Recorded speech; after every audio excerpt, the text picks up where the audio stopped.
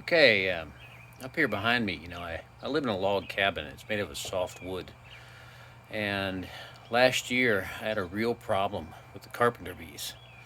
They were burrowing holes in my home. I just got it. And I was like, will you please stop? It looked like a raving lunatic out here with a broom swatting at them as they chewed away at my house. So, like you, I searched on YouTube until I found something. And I located something that made sense to me. It was inexpensive to build, and it's been really effective. Last year, I caught over 44 carpenter bees. Only the females actually do the burrowing because they're trying to make a nest. And the problem with that is when they make a nest and the larvae hatch and become more carpenter bees, they come back and nest in the same place that they hatched out of and continue to burrow holes in your home. So if you got a problem with carpenter bees, this method worked really, really simple for me. And you can see it up behind me right there. And what I'm going to do is I'm going to bring that down because it's mounted with a magnet. And I'm going to show you all the different components because there's just a few. It's really simple. You just have to have a cordless or quarter drill, a 1-inch spade bit, and a 1/2-inch fluted bit, all for wood. And then just a plastic water bottle that screws into it. And then I also use some magnetic components so I can take them down, empty, clean the bottles, and put it back up quickly and easily. So I'm going to pause the video and then I'll bring that down and I'll be able to show you up close what it looks like and what you need to do to build one of these. Okay, so here I am in my water processing center / bathroom. This is the best light and the best place for me to do this, but this right here is an up close view of the Carpenter Bee Trap. What they'll do is when they see this hanging on the face of the house on the corner there, this hole right here, 1/2-inch hole, is about a 1/2 inch below the edge of the fascia board. And they're kind of lazy, so they typically look for old holes to go into. And this affords them that old hole, but they don't know what's waiting for them in here.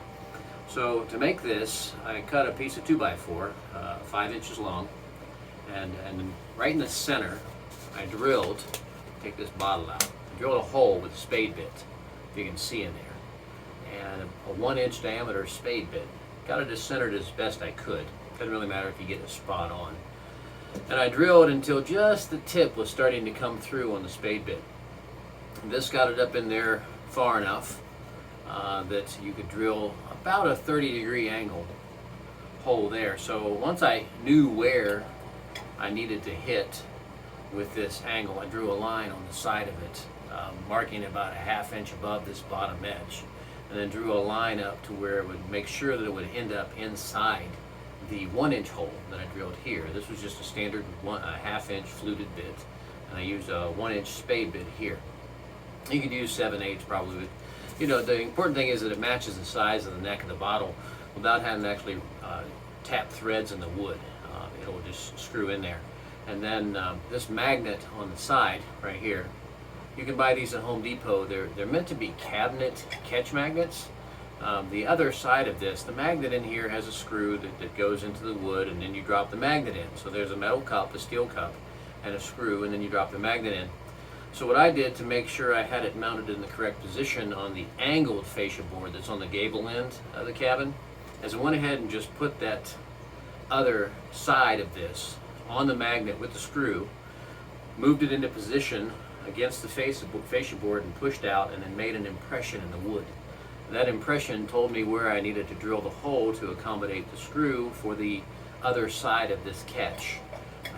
They got a nice little magnet section in Home Depot. It's really cool.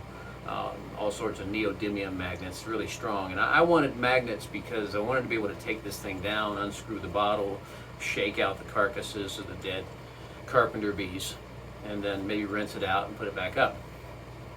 But that 1-inch spade bit allows you to twist this in. Now you have to have a bottle that has a fairly strong neck. You can't have those ones that have the clear or kind of white lids. Aquafina bottles are good because they have the right size and their bottles are a little sturdier. I just happened to have 4 of these, so they would have matched and be identical. and then it just sticks up on the side of the house. And as the season progresses and those carpenter bees start looking for a place to nest, they find this old hole, what looks like an old nest to them, and they crawl up all the way up this line, and then they get in this big larger portion, and I don't know what makes them do it and why they don't just back out, but they crawl down inside here, and then you come out one day and you see a whole bunch of them buzzing around inside here just waiting to die. And then once they're dead, take it down, unscrew the bottle, shake out the carcasses. Like I said, last year I ended up catching like 44 of these bees. And to me, that represents 44 different holes that would have been in my house. And who knows how many more the following year and the year after that. So they're kind of a nuisance. They're not really pollinators in the traditional sense like a honeybee. And I've never caught anything else in here, except I did find a couple of really big hornets that came up here in the wintertime to hibernate or something. I don't know. They were inside this bigger portion where the 1-inch holes drilled, and I found one, so I just smacked it really hard on the concrete, and they fell out, and I could tell they were alive, but I'm like, there's no way that I'm going to let you propagate in my area, so they were dispatched.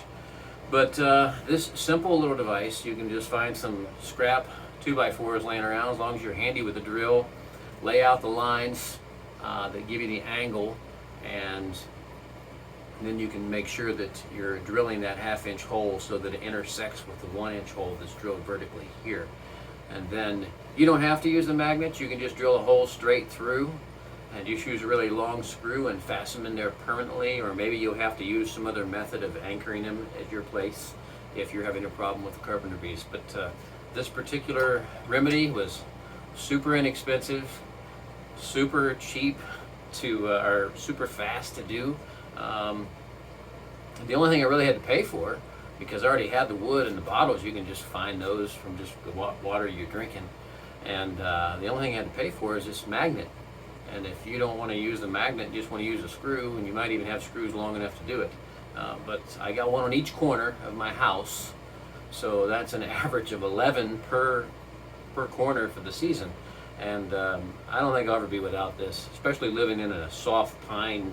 This is just a magnet for that type of critter. So, if you're having a problem with the carpenter bees, this is the way to go. It's really effective, really cheap, really fast to make, and I don't think I'll ever be without them. Off-grid amateur, this is how I deal with some of the problems right here. Signing off. Thanks for listening.